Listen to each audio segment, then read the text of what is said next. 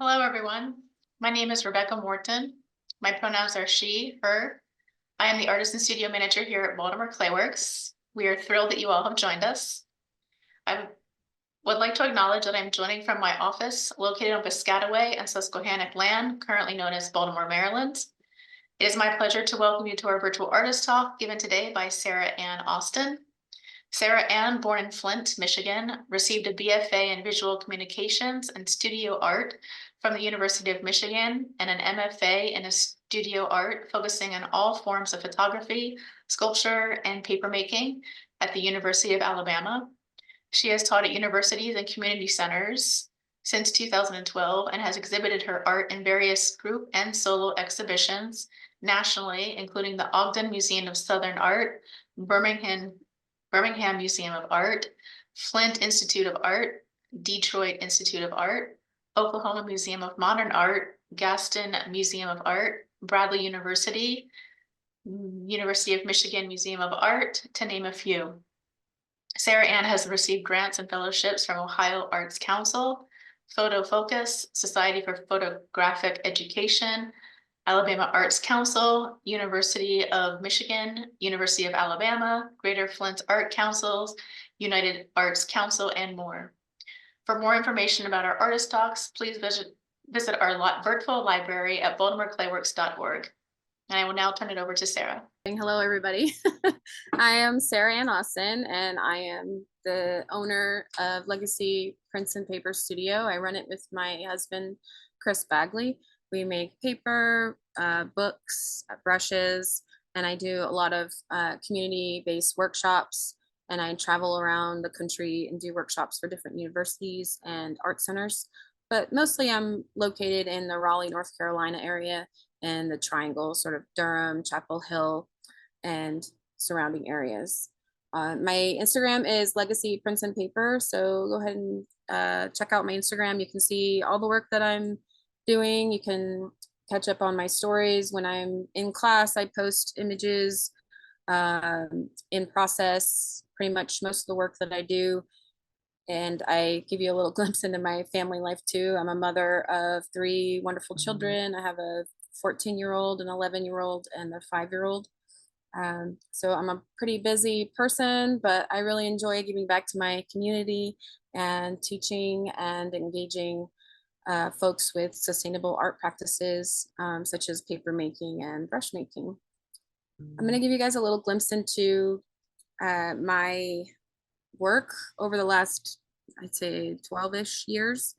I started out in Flint, Michigan, as Rebecca mentioned. I was born there and I grew up there for quite a while, for most of my life.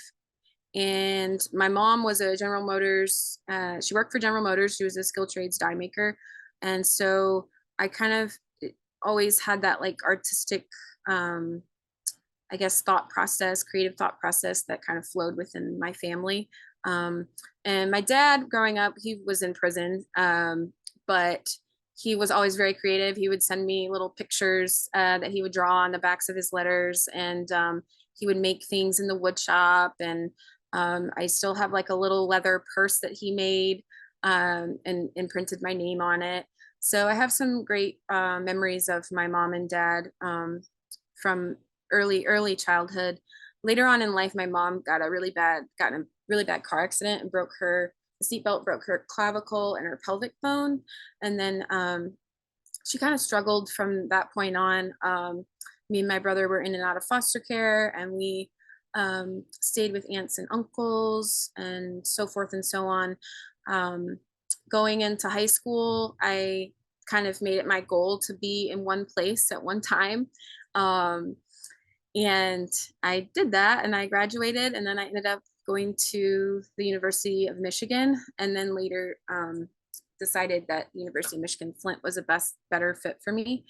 I started out as a pre-dentistry major. I was going to be a dentist because I saw a really good friend of mine. Her dad was a dentist and they had a really great life, and things seemed to be wonderful.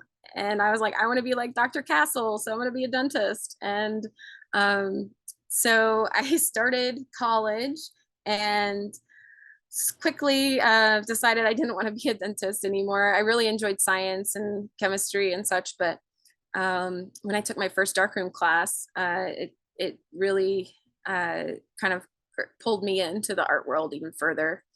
I graduated from the University of Michigan and then went to the University of Alabama for grad school. So throughout my life, I've had a lot of different teachers that have really helped me throughout the way. Like I mentioned, like being in and out of foster care and whatnot. Teachers were my mentors. They were my kind of like guiding role models all along the way. I'm sure that is the case for a lot of people. But for me specifically, there were a couple of teachers um, in high school that really, I mean, they didn't let me get away with anything, specifically Jessica Matthews. She was a new teacher at the time when I was in high school, and she was also my soccer coach. And she really pushed me to, you know, even though she knew what was going on with me at home and the struggles and things that I had, she didn't let me really get away with much. She still held me accountable and, but also understood.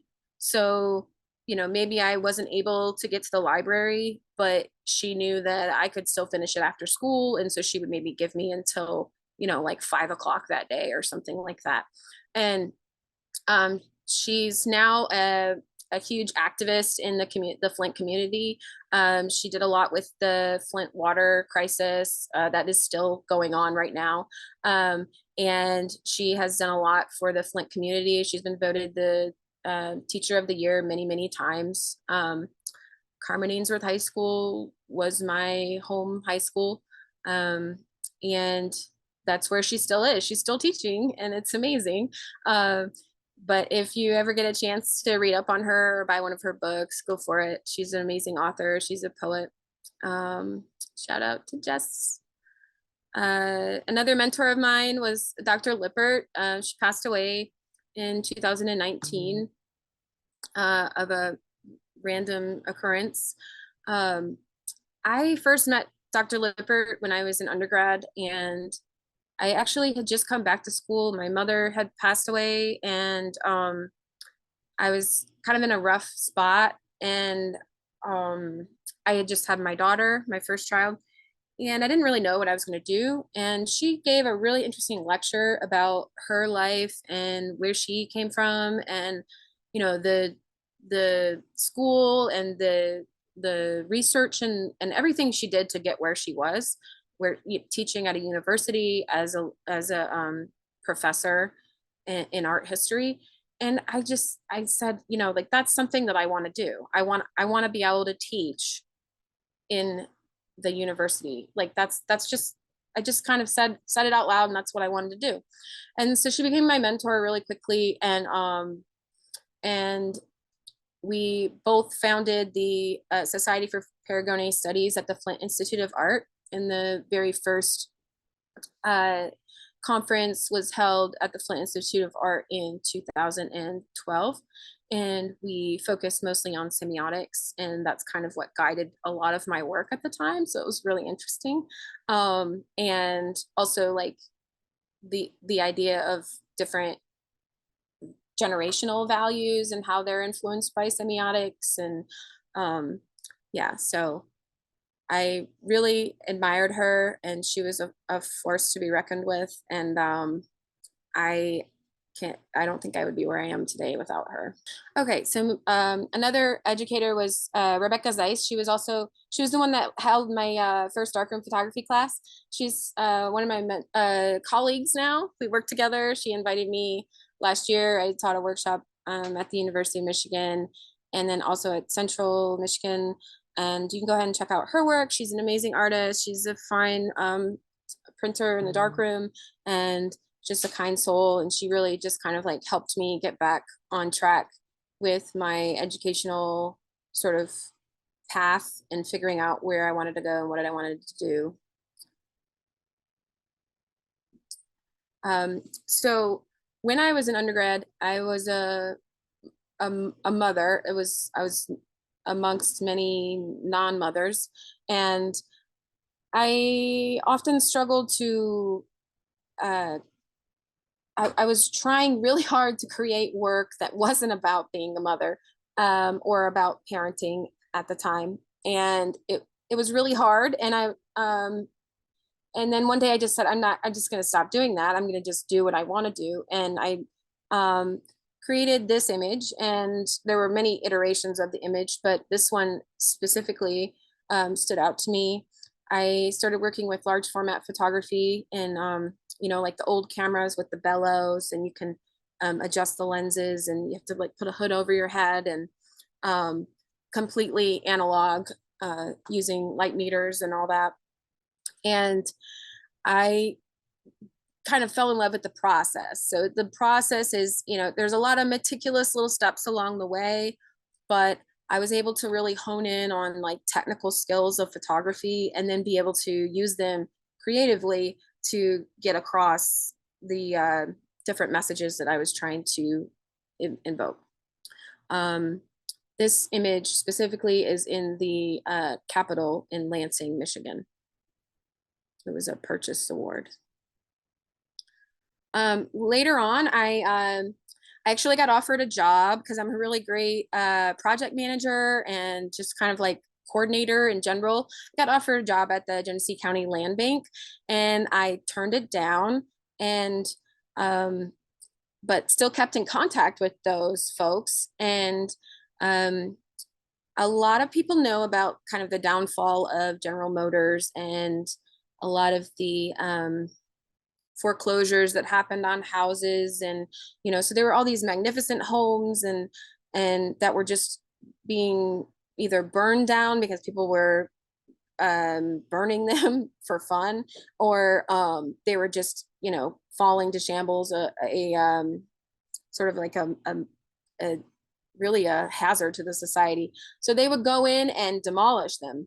And I found out about that. So I contacted the Genesee County Land Bank and asked them if I could get in contact with their contractors. And then what I did was each week I would go through and walk with them into the homes that they were going to demolish, because they would take out things that they could take to the Habitat for Humanity store and that other people could use. Like, for instance, one time I helped them carry out a cast iron tub from a second floor. It was crazy. Like, we carried it to the top of the stairs, and then we just threw it down the stairs because, I mean, they were going to tear the whole place down anyway. And so it just kind of like went through the closet. It was really scary, but it was the fastest way to get it down and out, and it wasn't damaged at all. So, but then somebody was able to use that tub for something. Anyways, I found it really interesting because growing up, as I mentioned before, I was like kind of in and out of houses, and I went to 13 different elementary schools and junior highs. So I often, my mother, we would just like get up and leave, or, we would be taken to foster care. So we'd get to take like a little bag, and so I often had to leave everything behind, and my brother too. And I wonder all the time. I mean, I did for quite a while, like whatever happened to that collection of Spice Girl stickers that I had, or just any little thing that maybe I cherished in that moment, or that little lockbox I used to keep under my bed. So these little scenes that I would come upon coming into these homes just before they were getting demolished really reminded me of those instances, and where you kind of have to choose like what is most precious and what means what to you, and what are you going to choose to hold on to. And so I literally was documenting these homes just before they were wiped from history on a physical format, so film, and then sort of encasing their memories in a new physical way. So it really became like a poignant sort of leading into some of my other work, more about legacy, and creating my own legacy, because I don't really know much of my family's past. I started to learn a lot of it when my grandmother died, through her journals and diaries, and through my grandfather's. So I am constantly learning about myself and about my family and maybe what it is I think of as family. And here's another interesting image. So I really focus on like visual design aspects within my photography. So I pay really close attention to the frame, and all of my images are, not cropped. I don't crop imagery. I take it in camera. I'm a firm believer of like making the image that you want to make, not post processing and figuring it out later in Photoshop or whatnot. And this is another great example of just like a situation that I came across where you just have this interesting dynamic of sort of two differing messages, the cross on the wall, and then there's an Eminem poster. It's very dated of the time. And then you have a shirt that says "Don't make me open this can of whoop ass." So it's just like these, you get a little glimpse into people's personalities, and like maybe a little bit of their humor. I found some wedding albums one time, like the cake in the face pictures, all that, like just like a really interesting glimpse into think about like the things that they took with them and chose not to take with them. This is from when a series that I called Left. My grandmother, my mother's mother, she was put into a home, and I had a really hard time with it, and so I dealt with it through imagery and making images of her and with her. At the time, I was pregnant with my second child, Benjamin. Um, and so I would bring my daughter, very small at the time, and she would like go and walk with her behind the walker. But there were always these like really sweet and loving moments that I would, walk in, and she would be taking a little nap, and the light would just be hitting her just so. And, the composition doesn't necessarily come to you until you like get down, you squat down a little bit, and then you're like moving the camera left to right. And technically, this was a really hard image to create because of the backlighting, and then the how dark it was in the room. But I mean, even the detail of the cord that's coming down from this part of the frame is leading your eye towards the subject. And there are just like all of these interesting things that pop out to me. And normally in photography you don't want like something popping out of somebody's head, but it for me it kind of like gave all these like different signifiers and symbolism for like creating new life. And like yeah, she's like holding on and she's asleep or not, not paying attention, but there's still things that are sort of going on in life around her. And you just kind of like imagine maybe like what book she was listening to, or you know what kind of tea she was drinking, and so forth and so on. And this is also film. Another image from that series, not necessarily with her as the focal point, but just it was really hard for me to like leave the space that she was in. When I left her in those spaces, I almost always made an image as I was saying goodbye in some form or way. And she's over here on the right, but the walker became like a huge sort of like signifier from like when I would see one, I would think about my grandma. And I mean, I'm sure a lot of folks kind of go through that and think about things in that way. But again, like technically, I'm really looking at compositional aspects of this image, the different modes of repetition and the point of view, the perspective leading the viewer's eye towards this figure that's walking into the doorway. And the fact that he's backlit, and then he's also wearing a darker color. So a lot of different formal composition choices that I use a lot in my photography. And I've had a lot of time to think about that and why I do that, because and I've kind of come to the conclusion that I'm doing it to, in a way, it's like I'm able to technically execute the process in a beautiful, a formally beautiful way. And then therefore I can like move past the technical and try to put in signifiers and different modes of communication to get a different message or differing message. Another big mentor of mine was Gay Burke. She also passed away. She passed away in 2017. She was considered in the South the sort of mother of Southern photography. A lot of folks went through her program at the University of Alabama. She worked under Jerry Yulesman in Florida. He just passed away as well. He's a pretty famous photographer. He does a lot of composite imagery in the darkroom, and Gay did a lot of that as well. And she taught me a lot of that work. She was a really big advocate for education and like really allowing folks to just come in as they are and to really find their way through photography. And the darkroom is a really interesting place to do that because almost every student that I've ever had in the darkroom has never been in the darkroom before. Occasionally I'll have someone who's coming back, 20, 30 years later, and they really just want to get back into it. But most of them have never touched a camera, never developed film. They've taken pictures with their phones, but they don't have a sense of like what light meters are or how to read light and how to expose their images or what depth of field is.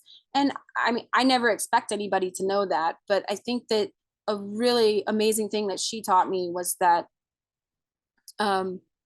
if you just expect everyone to know nothing in the beginning as an educator, then they have room to fail and learn from those failures. And so I've kind of been able to carry that through most of my modes of teaching.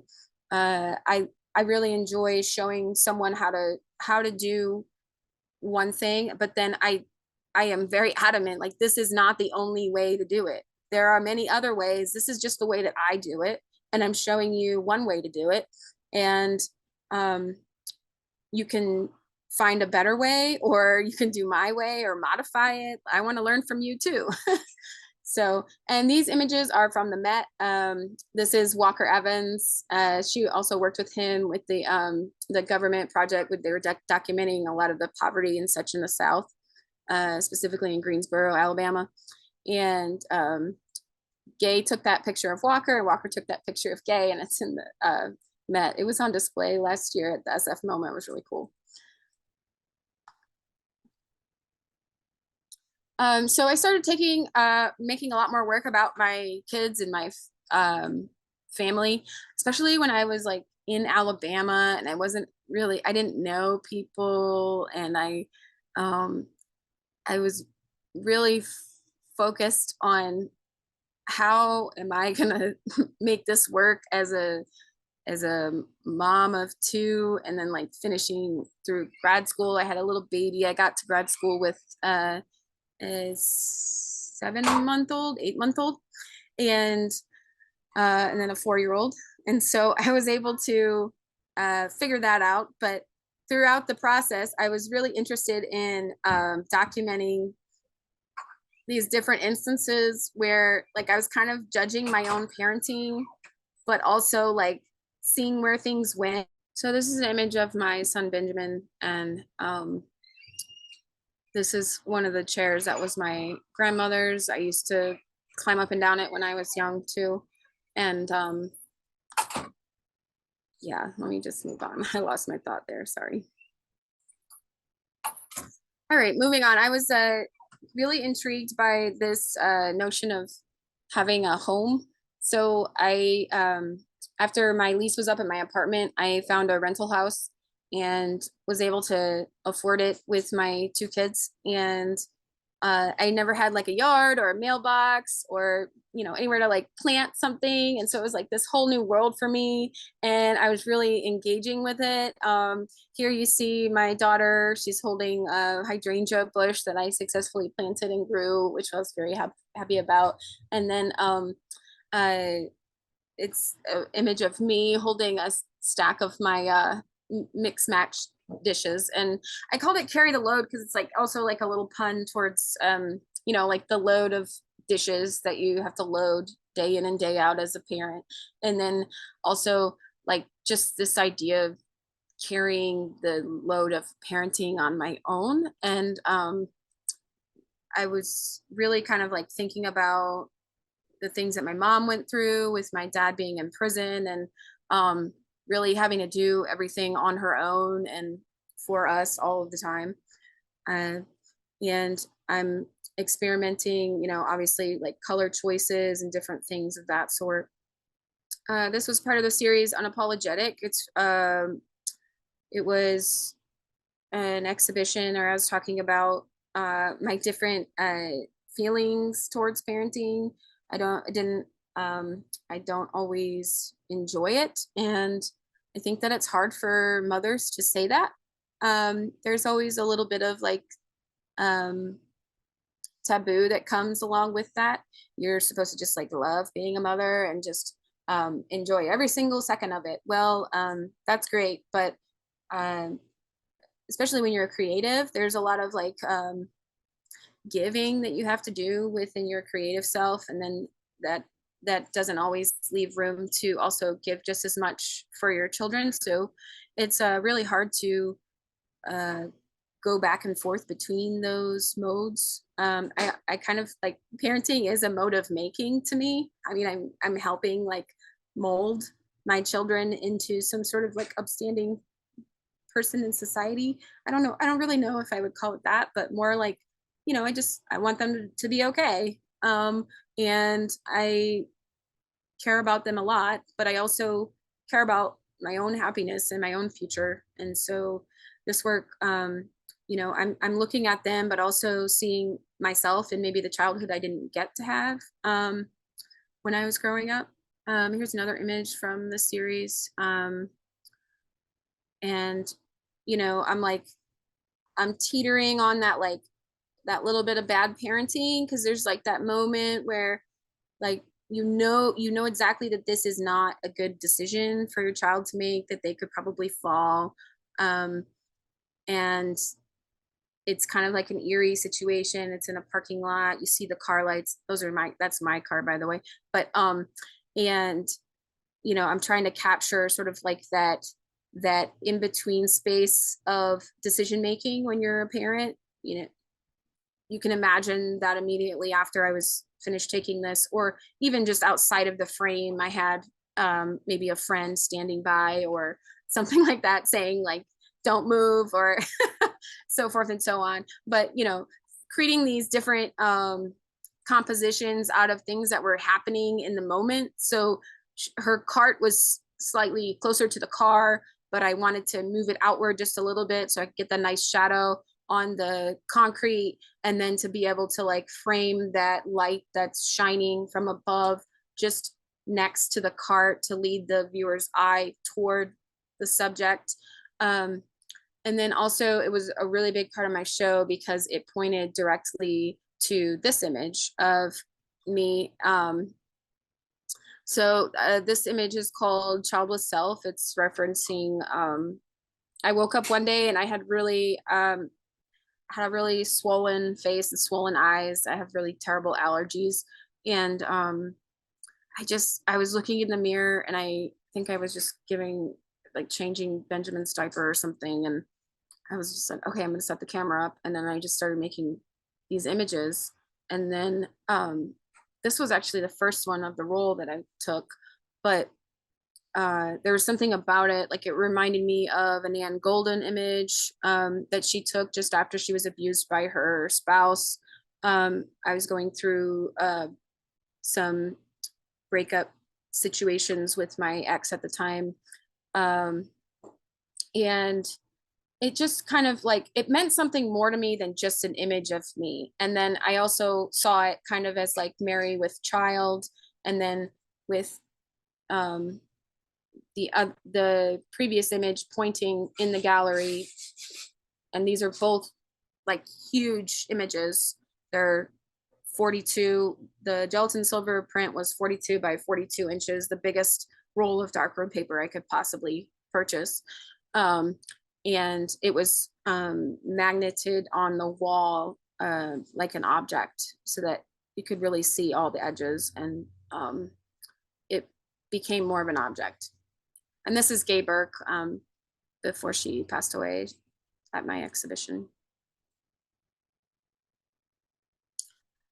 So when my grandmother passed away, I was kind of going through all of her. I got what was it, like a box of her things, some jewelry and some old pictures and some doilies and a couple of other things. And my aunt and uncle brought it to me from Michigan, and I was going through the things, and a friend of mine, Ashley Chambers, was also going through grieving her grandmother who passed away, and so we decided to make shrines of our grandmothers, and we called them Dead Grandma Shrines.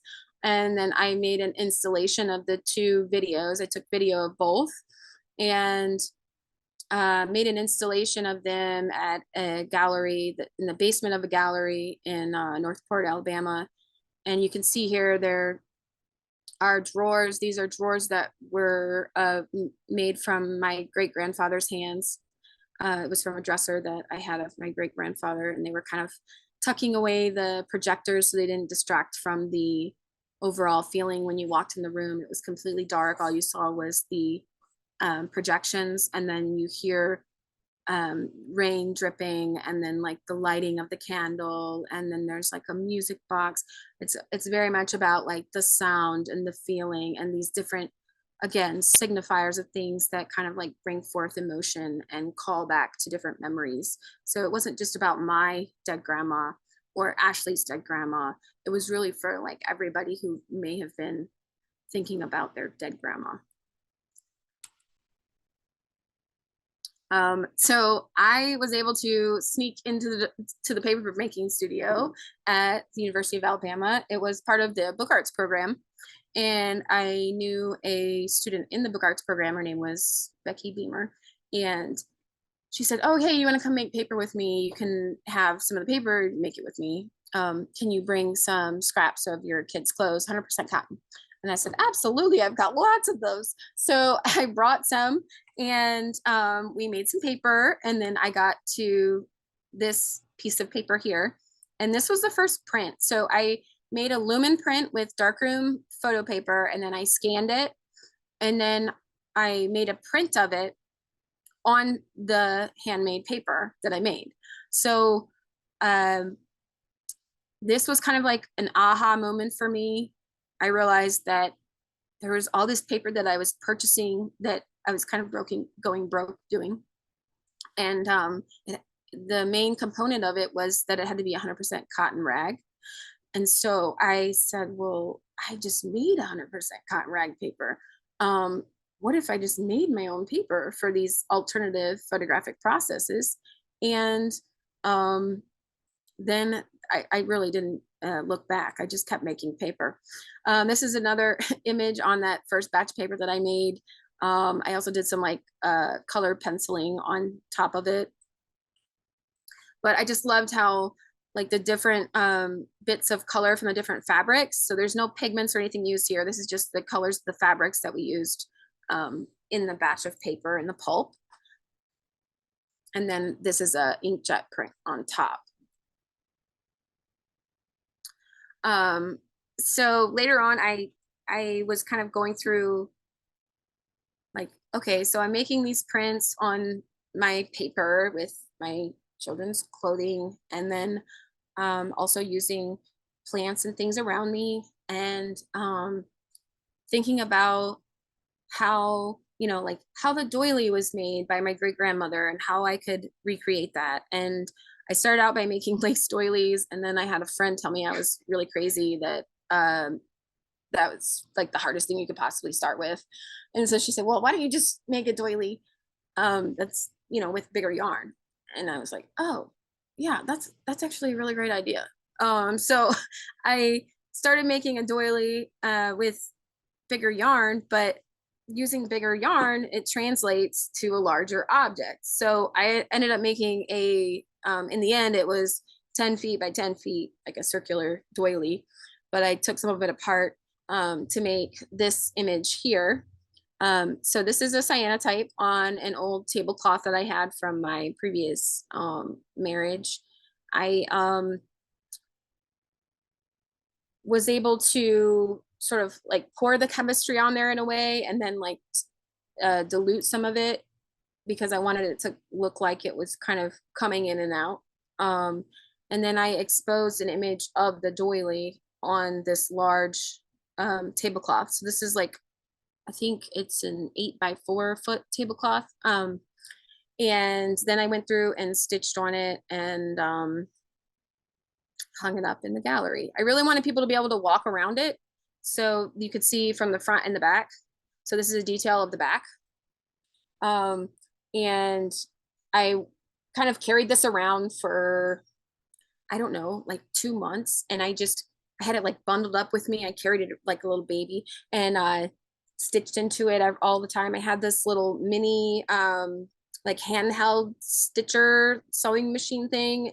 It was like this big and I could just kind of be sitting wherever, eating lunch or reading an article, whatever, and on the transit and just be like stitching away at this. And so, and in the space, people were able to walk around the whole thing and see, the back of the stitching and then the front. And it was really an amazing piece. I actually still have it. I did have it on display at the Birmingham Museum of Art, but now I've got it back and I use it like in my craft shows and such. I put it in the back of my booth. It's a really great backdrop, grabs attention, people.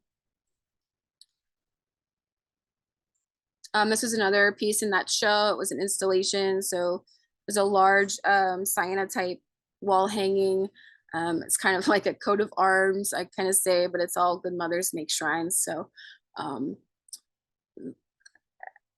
I just felt like all the mothers that were a part of my life had left me. And I really needed to make something that referenced that. And the flower on the ground was meant to signify ashes. And then people kind of walked around and disturbed it as they were coming in and out of the gallery. This was also glass back here. So when you walk up to the gallery, you would see from below the doily imprints and the dusted flower from above. And it made these cool shadows on the sidewalk at night. So the piece here is called Head of the Table, and it's 4 pieces of 16 by 20 Kozo mulberry paper that I exposed with a screen printing unit because I couldn't do it outside in order to get the crisp lines of my grandmother's dining room chair. And then I made a GIF installation in the show as well of the work hanging, and I called it Still Head of the Table. I thought that was funny.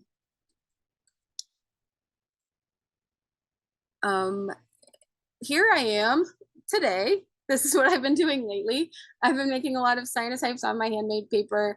I really am influenced by like the lace collars, and I was pretty upset when Ruth Bader Ginsburg passed away, and I started pulling out all these lace collars that I had collected over the years at different estate sales and such, and found a reason why I collected them. This is an image that I made quite a while ago, but it's the spoon is like a huge signifier for me, and it triggers a lot of different feelings about different memories. This one's called A Pack, a Spoon, and a Candle. So when I think about a spoon, I think about drugs, and I think about my mom, and I think of, but I also think about food, and I think about, sustaining life and being able to like carry on. And I think I think the spoon is like a really interesting symbol for many different things, but I also think it's like really interesting the way that I think about things. And um, I didn't want the spoon to be like very solid in the middle there, like on its own. So I made it beautiful by putting the lace around it. Again, like those like cushioning some of those harder subjects with something more formally beautiful. And this is on my handmade paper as well.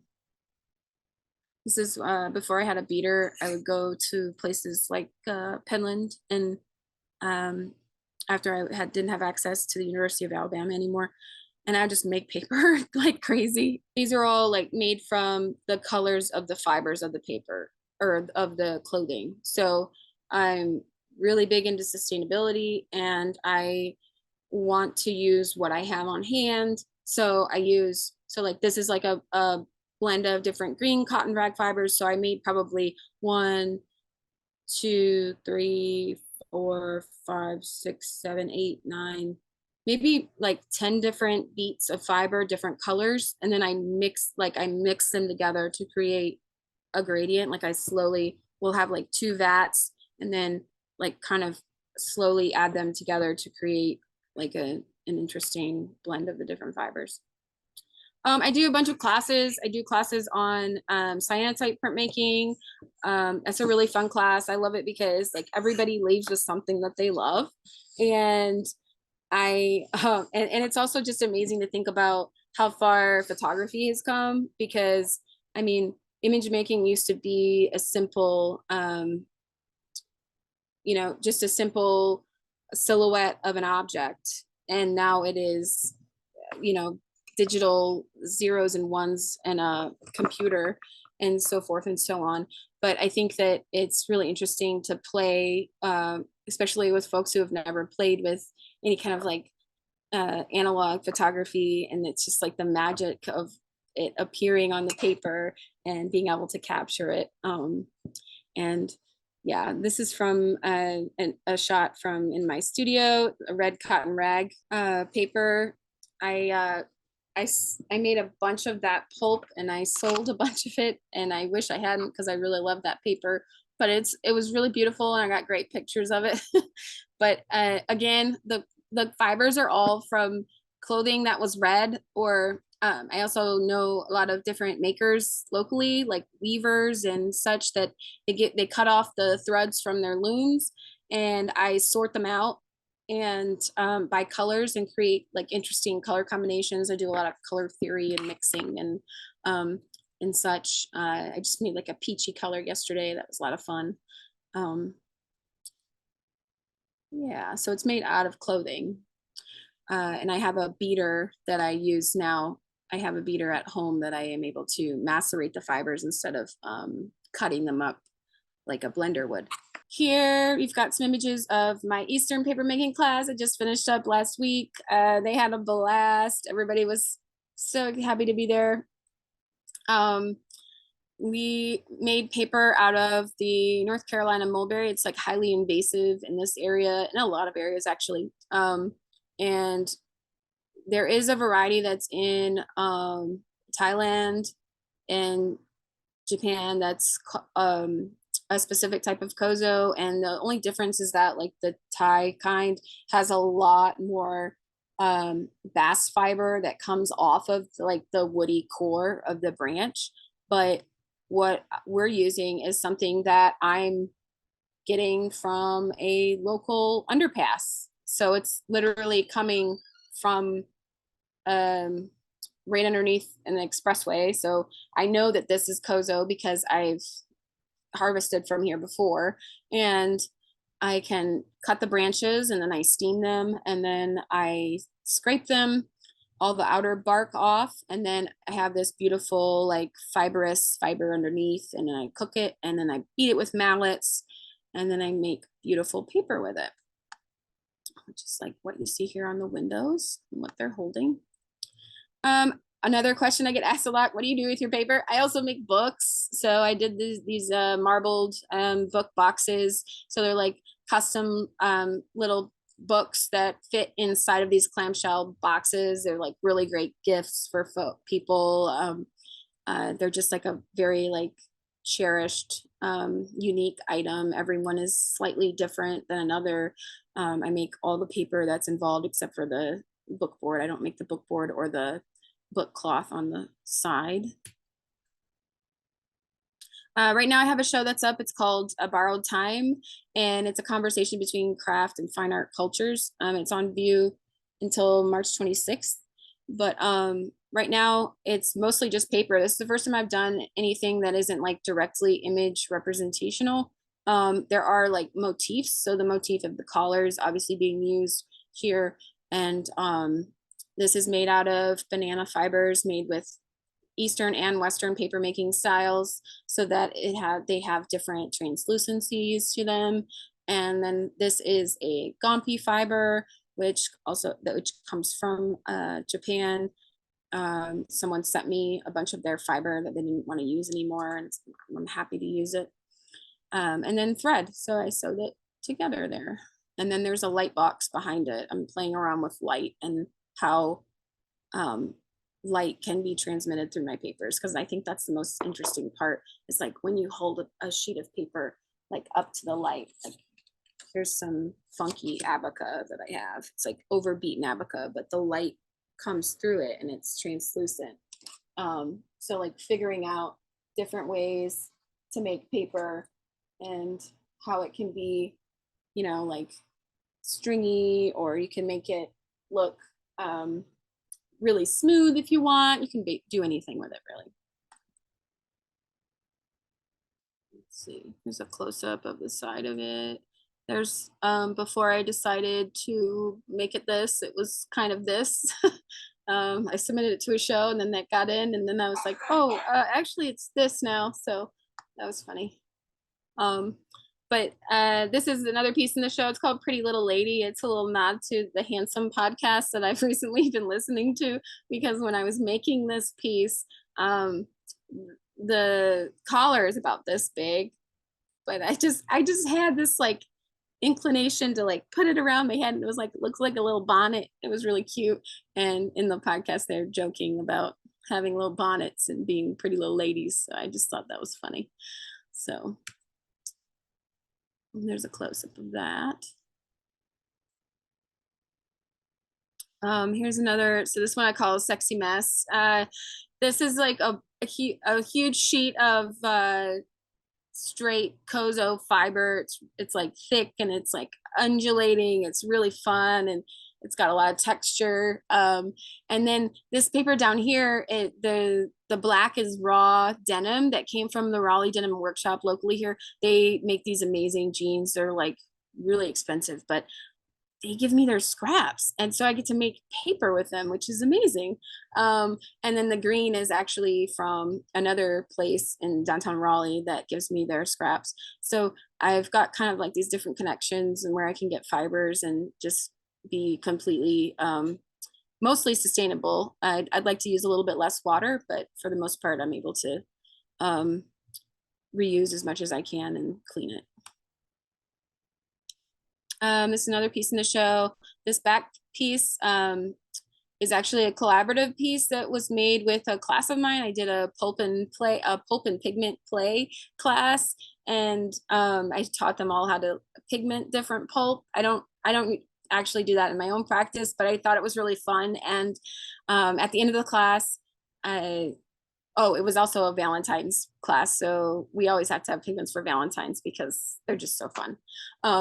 And so at the end of the class, I took all the different pigmented pulps, and I had a huge decal box, and we poured all the pulp in there all at one time. I was like, 1, 2, 3, poured it all in at one time. And then I did the paper maker shake, and then we got this beautiful piece of paper. I mean, it took like a week to dry, and I pressed it with some lace, a lace tablecloth, and that's why you see this like texture on here. And then I took it out when it was just a little bit wet. It wasn't quite dry all the way, so that it would give it just like this kind of like different shape. It wasn't completely flat.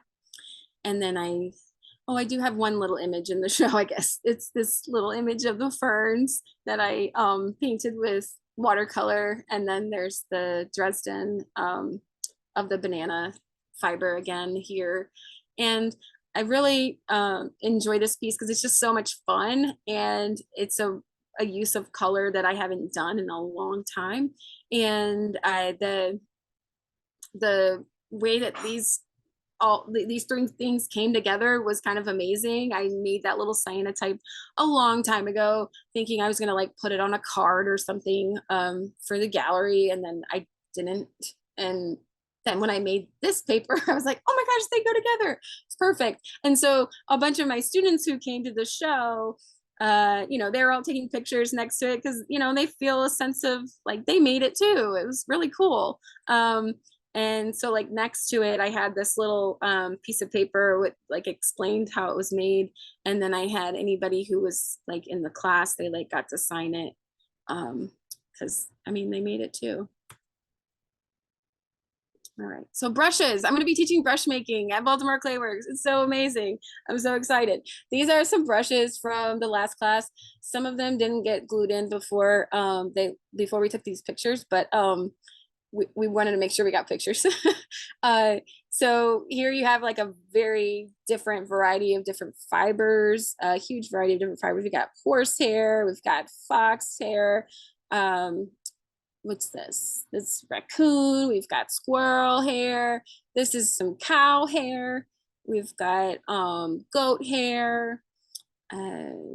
This is raccoon, I believe. No, that's deer. We've got all kinds of different hairs here. And when you take the class, that's like the best part about it, is that I am sourcing all of these animal hairs for you.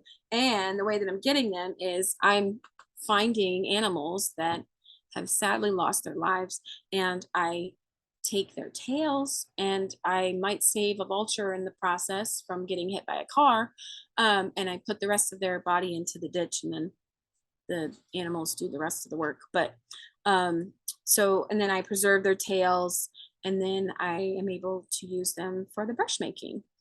I don't think we see deer here. Maybe we do.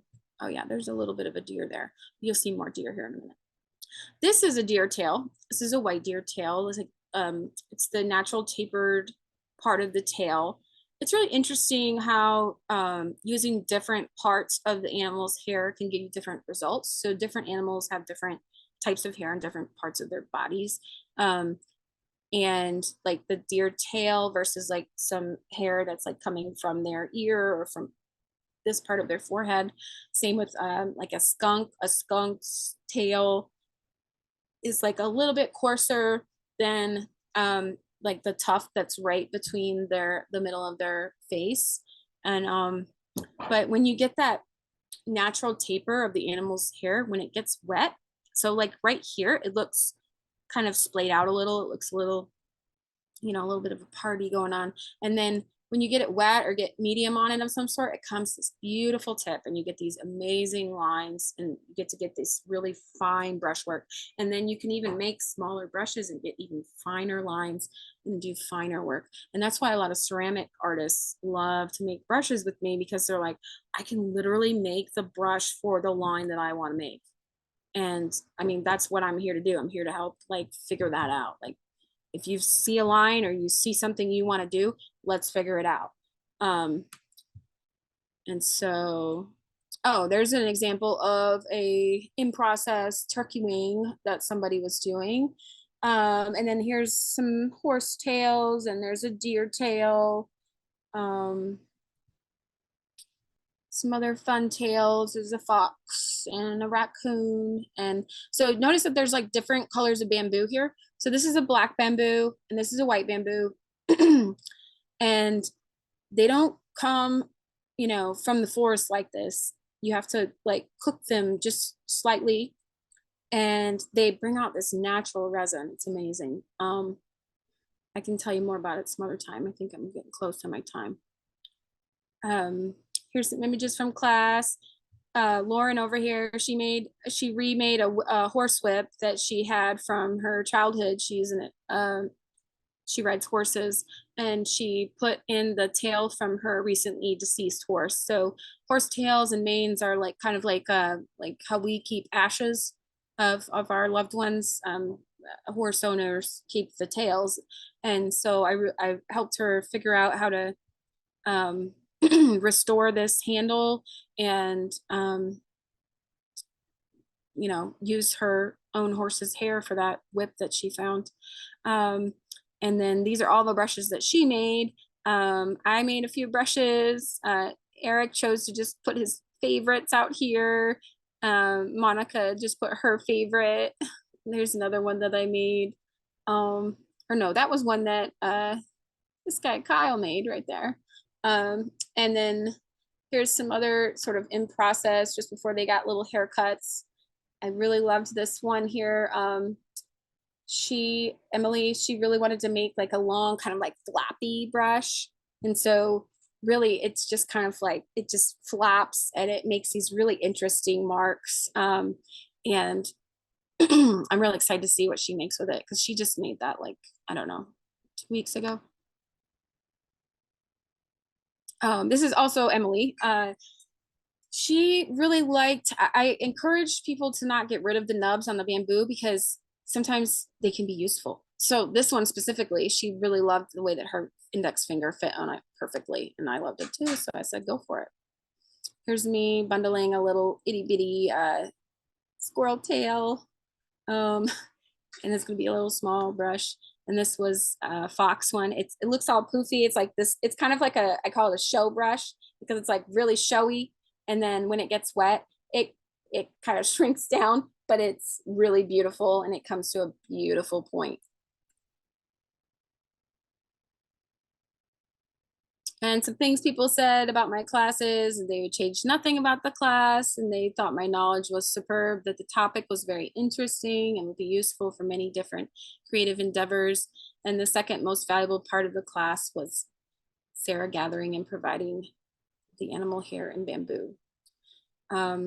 Please, please, please sign up for the class that I'm teaching. I want to meet you. I want to chat with you, have lunch together. We got 3 spots left and I'll be there April 13th to the 14th. And I hope to see you. This is a list of like the various different fibers you'll get to use. And yeah.